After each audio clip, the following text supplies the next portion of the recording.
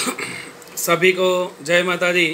कक्षा 12 नामा के मूल तत्व सब्जेक्ट में मैं गिरीश सर आप सभी स्टूडेंट्स का स्वागत करता हूं। आज हम चैप्टर नंबर 4 में बड़े सवालों का अध्ययन करेंगे जो पुनः मूल्यांकन खाते से जुड़े हुए हैं, बराबर है। तो हम आते हैं चैप्टर नंबर 4। चैप्टर 4 में हम आएंगे सवाल नंबर 10 की ओर। सवाल नंबर 10 इस प्रकार से लिखा हुआ है कि राजेश, पुष्पा और प्रतिभा श्रीनाथ जी ट्रेडर्स नाम की एक साझेदारी पेढ़ी के साझेदार हैं। उनके बीच लाभ हानि वितरण का प्रमाण अनुपात दिया है। लाभ हानि कैसे भाग में बांटते हैं, यहाँ पे लिखा है जो लाभ हानि का प्रमाण है वो कौन सा है, 2, 3, 1 का है। 31/3/2017 के रोज की पक्की पेढ़ी की पक्की तलपट निम्नानुसार है। तो हमें यहाँ पर 31/3/2017 की हमें पक्की तलपट दी हुई है। आगे लिखा है ऊपर तो पक्की तलपट की तारीख को साझेदारों ने लाभ हानि वितरण का प्रमाण बदलकर 1:1 निश्चित किया। इस तारीख को धंधा की संपत्ति और दायित्व का पुनः मूल्यांकन करना निश्चित किया, जिसकी माहिती निम्नानुसार। ये पुनः मूल्यांकन जो है उसकी माहिती है। अंत में कहा है उपरोक्त माहिती से साझेदार पेढ़ी की बही में रोजनामचा लिखो। हमें यहाँ पे रोजनामचा भी लिखना है और पुनः मूल्यांकन खाता तैयार कीजिए। तो हमें यहाँ पर पुनः मूल्यांकन खाता भी बनाना है। तो सबसे पहला हम पुनः मूल्यांकन खाता बनाएंगे, उसके बाद रोजनामचा लिखेंगे, बराबर है। यहाँ हमें पुनः मूल्यांकन खाता ही केवल बनाना, इसे समायोजन हमें टिक करने की ज़रूरत नहीं है। जो समायोजन दिए उतनी एंट्री हमें देने की, बराबर। सबसे पहले तो तारीख कौन सी थी यहाँ पे, तो फर्स्ट ऑफ ऑल दिया हुआ है कि 31/3/2017 की पक्की तलपट दी है। तो समायोजन भी उसी दिन का और पुनः मूल्यांकन खाता भी उसी दिन का बनाएंगे। तो लिखेंगे हम यहाँ पर तारीख 31/3/2017 के रोज का पुनः मूल्यांकन खाता। पुनः मूल्यांकन खाता पहले बनाएंगे।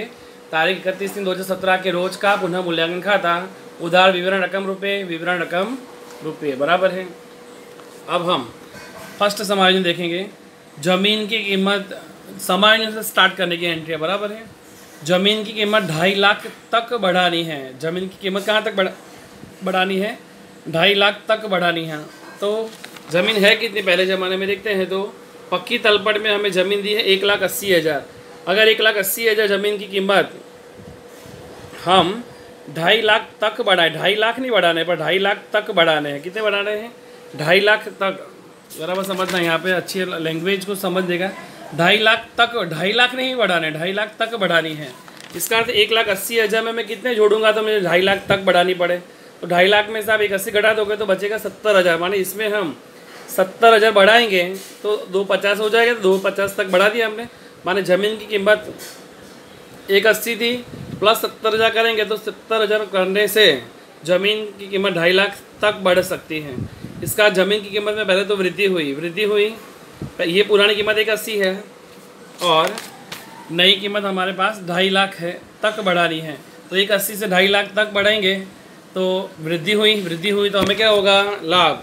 जमीन की कीमत में वृद्धि होगी तो हमें लाभ होगा। तो उसे कहाँ लिखेंगे, पुनः मूल्यांकन खाते के जमा पक्ष में लिखेंगे। जमीन खाते कितने वृद्धि होगी, 70,000 की, बराबर।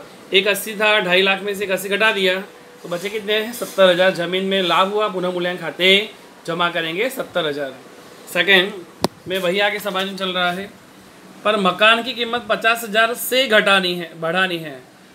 मकान की कीमत 50,000 से बढ़ाना है, मतलब 50,000 मकान में बढ़ाएंगे। अगर मकान की कीमत बढ़ेगी तो हमें क्या होगा, लाभ होगा। तो कहाँ लिखेंगे, पुनः मूल्यांकन खाते जमा। तो पुनः मूल्यांकन खाते के जमा पक्ष में लिखेंगे मकान खाते 50,000, बराबर है।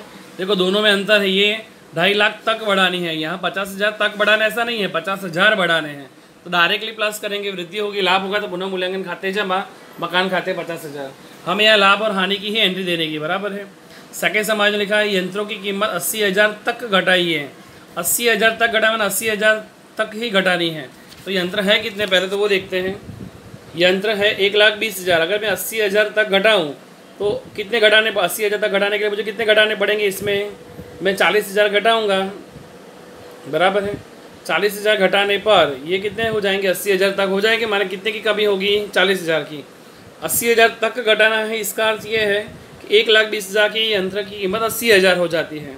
अगर 80,000 हो जाती है तो 40,000 की क्या हुई, कमी होने से हमें क्या होगा, नुकसान है। तो क्या लिखेंगे, पुनः मूल्यांकन खाते उधार।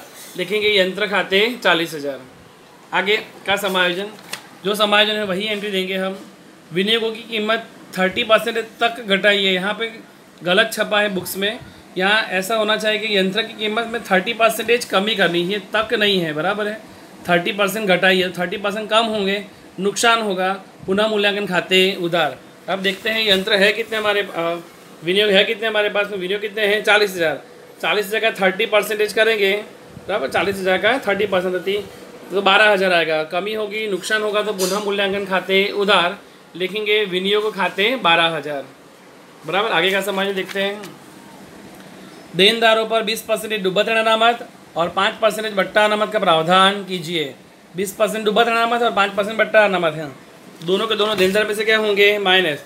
हमारे यहाँ पे पास देनदार है कितने, 50,000। मैंने यहाँ पे गणना कर दी है। देनदार हमारे पास में है 50,000, देखिए 50,000 माइनस 20% डूबत ऋण अनामत, तो 50,000 का 20% कितना होगा, 10,000। तो 10,000 की डूबत ऋण अनामत होगी। 50 में से 10 गए तो बचे कितने हैं, 40,000। 40,000 का 5% क्या करना है, बट्टा अनामत। तो 40,000 का 5% करोगे तो कितना आएगा, 2,000, ये बराबर है। यहाँ पे हम लिखेंगे 2,000। तो डूबत ऋण अनामत और बट्टा अनामत की नुकसान है, मैंने सिखाया था नमूने में। पुनः मूल्यांकन खाते क्या होंगे, उधार। मैं डूबत ऋण अनामत 10,000 और बट्टा अनामत 2,000। दोनों एंट्री लिखेंगे पुनः मूल्यांकन खाते के उधार पक्ष में। डूबत ऋण अनामत 10,000 और बट्टा अनामत 2,000। आगे की एंट्री, आगे लिखा है कि 15,000 के स्टॉक की कीमत में 20% की कमी करना है। माने 15,000 का स्टॉक जो है उसमें 20% कमी करेंगे। तो 15,000 का 20% करेंगे तो कितना होगा, 3,000। कमी करेंगे, नुकसान होगा। नुकसान होगा तो पुनः मूल्यांकन खाते क्या करेंगे, उधार। तो लिखेंगे उसे पुनः मूल्यांकन खाते के उधार पक्ष में लिखेंगे स्टॉक खाते 30,000। क्या कमी हुई, नुकसान हुआ, इससे उधार। लाभ होगा तो जमा करते हैं। आगे 20,000 के लेनदारों को अब रकम चुकानी नहीं है। अगर हम रकम नहीं चुकाएंगे तो हमें क्या होगा, लाभ। लाभ होगा तो क्या करेंगे, पुनः मूल्यांकन खाते जमा। माने 20,000 के लेनदारों को रकम नहीं चुकानी है, अर्थात भविष्य में भी चुकानी नहीं है। नहीं चुकाएंगे तो हमें लाभ होगा, चुकाएंगे तो नुकसान होगा, पर नहीं चुकाएंगे तो क्या होगा, लाभ। इसे लेनदारों को पुनः मूल्यांकन खाते क्या करेंगे, जमा। तो पुनः मूल्यांकन खाते के जमा पक्ष में लिखेंगे लेनदार खाते 20,000। आगे की एंट्री है, और 3,000 का खर्च चुकाना बाकी है और 2,000 अप्राप्त आय का लेखा करना बाकी है। पहले तो 3,000 खर्च चुकाना बाकी। अगर 3,000 खर्च चुकाना बाकी है तो चुकाएंगे तो नुकसान होगा। नुकसान होगा तो पुनः मूल्यांकन खाते क्या करेंगे, उधार। लिखेंगे चुकाना बाकी खर्चा 3,000। चुकाना बाकी चुकाना पड़ेगा, चुकाएंगे खर्च होगा, नुकसान होगा तो पुनः मूल्यांकन खाते क्या होगा, उधार। उधार पक्ष लिखेंगे चुकाना बाकी खर्चा, जो नमूने में भी हमने सिखाया था। आगे लिखा है 2,000 अप्राप्त आय का लेखा करना बाकी है। अप्राप्त आय लेना बनता है, मिलेगा तो आय होगी तो लाभ होगा तो पुनः मूल्यांकन खाते क्या होगा, जमा। तो पुनः मूल्यांकन खाते के जमा पक्ष में लिखेंगे हम कि अप्राप्त आय कितने का है, यहाँ पे 2,000। तो जमा पक्ष में लिखेंगे हम पुनः मूल्यांकन खाते के जमा पक्ष में लिखेंगे अप्राप्त आय 2,000, बराबर है। यहाँ पे हमने 1 to 7 समायोजन कंप्लीट कर दिए। अब यहाँ कोई समायोजन नहीं दिया है तो हम आते हैं पुनः मूल्यांकन खाते में। पुनः मूल्यांकन खाता बंद करते हैं, उसका जमा पक्ष का टोटल करेंगे तो आएगा 1,42,000, 1,42,000। इनमें से ये सब उधार की एंट्रियाँ यहाँ तक की सब घटा देंगे तो इतना डिफरेंस निकलेगा 72,000। इस 72,000 अगर उधार पक्ष में निकला है डिफरेंस तो इसको कहेंगे लाभ। क्या कहेंगे इसे, लाभ। कौन से खाते जाएगा, पूंजी खाते। लाभ कौन से भाग में बांटेगा, तो उसे लिखा हुआ है क्वेश्चन 10 में कि 2, 3, 1 में बांटना है। लाभ हानि का अनुपात है, लाभ हानि का अनुपात 2, 3, 1। तो 2 और 3 6 और 1, 2 और 3 5 और 1 6। तो टोटल 2/6, 3/6 और 1/6 में माने 72,000 को इन तीनों भाग में बांटेंगे। 24,000, 36,000 और 12,000 आएगा। जो तीनों साझेदार के नाम क्या थे यहाँ पे, तो राजेश, पुष्पा और प्रतिभा। तो लिखा हमने राजेश, पुष्पा और प्रतिभा। लेकिन लाभ पूंजी खाते राजेश के, पुष्पा के और प्रतिभा के 72,000 जो बांट दिया। ये हमने आधा सवाल कर दिया, पुनः मूल्यांकन खाता बना दिया। अब उन्होंने पुनः मूल्यांकन खाते के बाद उन्होंने पूछा था कि रोजनामचा भी लिखो। तो रोजनामचा लिखते हैं यहाँ पे कि रोजनामचा, ऊपर टाइटल लिख देंगे हम रोजनामचा। साझेदारों की बही में रोजनामचा पूरा लिख सकते हो या डायरेक्ट भी आप शॉर्टकट में लिख सकते हो, रोजनामचा, बराबर है। तो हम यहाँ पर रोजनामचा बनाएंगे जो आप जानते हो, क्रम, विवरण, या लिखेंगे खाता बही, पुस्त नंबर, उधार रुपये और जमा रुपये। रोजनामचा ज़्यादातर हम थोड़ी मेरी शॉर्टकट मेथड से हम समझा रहा हूँ तो थोड़ी अलग मेथड से समझा रहा हूँ, पर आपको बहुत सरल लगेगी, बराबर है। रोजनामचा वैसे तो आपको अगर पद्धति से याद करो तो बहुत लंबा हो जाए, पर शॉर्टकट में सिखा देता हूँ, ध्यान दें।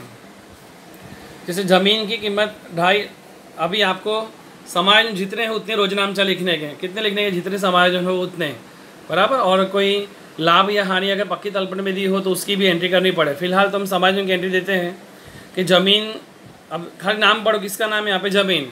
अब देखो हमने पुनः मूल्यांकन खाते में ज़मीन उधार में लिखी कि जमा में लिखी, तो पुनः मूल्यांकन खाते में जमा पक्ष में लिखी हमने ज़मीन।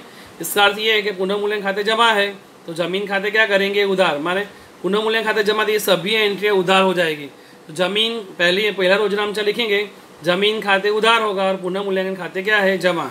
तो लिखा हमने फर्स्ट में कि ज़मीन खाते उधार पुनः मूल्यांकन खाते से कितने रुपए हैं यहाँ पे, 70,000 बराबर, पहला समायोजन में।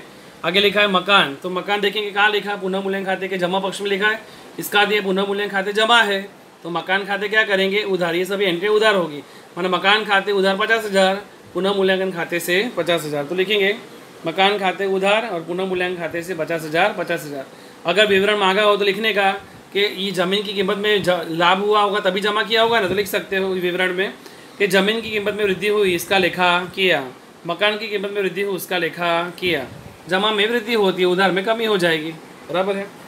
थर्ड में देखते हैं यंत्रों की कीमत, यंत्र है तो यंत्र देखेंगे, यंत्र पुनः मूल्यांकन खाते क्या है, उधार। अगर पुनः मूल्यांकन खाते उधार है तो यंत्र खाते क्या होगा, जमा।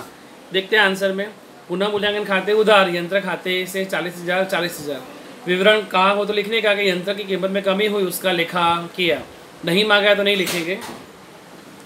विनियोग की कीमत घट, विनियोग, तो विनियोग देखने का यहाँ पे पुनः मूल्यांकन खाते विनियोग उधार किया है, पुनः मूल्यांकन खाते उधार, तो विनियोग खाते क्या होगा, जमा। तो आंसर में लिखेंगे पुनः मूल्यांकन खाते उधार विनियोग खाते से, बराबर। चौथा, देनदार पर डूबत अनामत बट्टा अनामत साथ में, तो साथ ले सकते हैं, डूबत अनामत और बट्टा अनामत दोनों के दोनों देखेंगे। पुनः मूल्यांकन खाते क्या किया है, उधार, माना पुनः मूल्यांकन खाते उधार होगा तो डूबत अनामत खाते भी जमा होगा, बट्टा अनामत खाते भी कितने जमा होंगे, 2,000। तो लिखेंगे हम यहाँ पे पुनः मूल्यांकन खाते उधार डूबत अनामत खाते से, बट्टा अनामत खाते से। डूबत अनामत में देखा जाए तो कितने पैसे थे, 10,000 और ये 2,000। तो यहाँ लिखेंगे 10,000 और ये 2,000, कुल मिला के कितने हुए, 12,000। हमारे पुनः मूल्यांकन खाते उधार 12,000। आगे का समायोजन था, पांचवा किसका था, स्टॉक का। तो स्टॉक कहाँ लिखा हमने, पुनः मूल्यांकन खाते के उधार में। इसका पुनः मूल्यांकन खाते उधार है, स्टॉक खाते क्या करेंगे, जब आंसर लिखेंगे पुनः मूल्यांकन खाते उधार, स्टॉक खाते से 3,000। उसके बाद है छठे समाज में क्या लिखा है, लेनदार। तो लेनदार कहाँ लिखा, पुनः मूल्यांकन खाते के जमा पक्ष में। इसका पुनः मूल्यांकन खाते जमा हुआ तो लेनदार खाते क्या करेंगे, उधार। तो आंसर लिखा आपने कि लेनदार खाते उधार पुनः मूल्यांकन खाते से 20,000 जो भी है वो रकम। लेनदार के बाद क्या है, खर्च चुकाना बाकी और अप्राप्ताएं दोनों है, तो दोनों को अलग अलग कर देते हैं। खर्च चुकाना बाकी, तो खर्च चुकाना बाकी हमने पुनः मूल्यांकन खाते उधार लिखा है, चुकाना बाकी खर्चा खाते क्या करेंगे, जमा। तो आंसर लिखेंगे पुनः मूल्यांकन खाते उधार, चुकाना बाकी खर्चा खाते से 3,000।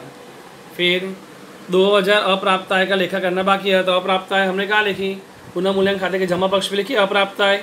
अगर पुनः मूल्यांकन खाते जमा है तो अप्राप्त आय खाते क्या करेंगे, उधार। तो लिखेंगे आंसर में कि अप्राप्त आय खाते उधार पुनः मूल्यांकन खाते से 2,000, बराबर। यहाँ पे हमने 1 से 7 समायोजन सॉल्व कर दिए और उसकी एंट्री भी दी, रोजनामचा भी लिख दिया। अब पुनः मूल्यांकन खाता बंद करने का, रोजनामचा लिखने का। पुनः मूल्यांकन खाते उधार में डिफरेंस निकला कि जमा में निकला, तो उधार में निकला। कितना निकला, 72,000।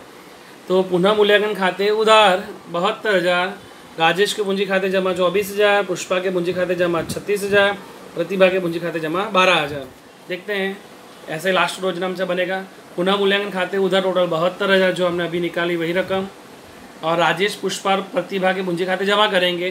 कितनी रकम करेंगे, 24, 36 और 12। तो लिखा हमने 24, 36 और 12। लास्ट में ये रकम और इन सब का टोटल कर दोगे तो जो आपको कुल मिलेगा 2,84,000। अब कुल योग लिखोगे। इस प्रकार आप अच्छी तरह से कार्य करोगे। ये सवाल चैप्टर नंबर 5 चौथे में तो आता ही है, 5वां और 6ठे में भी आ सकता है ऐसा रोजनामचा वाला। तो पुनः मूल्यांकन खाता आप पहले बनाओगे अच्छी तरह से। पुनः मूल्यांकन खाता बनाने के बाद आप अच्छी तरह से सभी समायोजन का आप रोजनामचा लिखोगे, जिससे आपको कोई परेशानी रहे नहीं, बराबर है।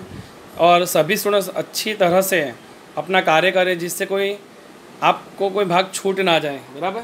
आज का जो होमवर्क है वो इस प्रकार से है। स्वाध्याय का सवाल नंबर 10 अभी सिखाया और उदाहरण नंबर 7, बराबर। स्वाध्याय का सवाल नंबर कौन सा आएगा? 10वां, और उदाहरण नंबर 7। दो सभी स्टूडेंट सॉल्व करोगे। सभी को जय माता दी।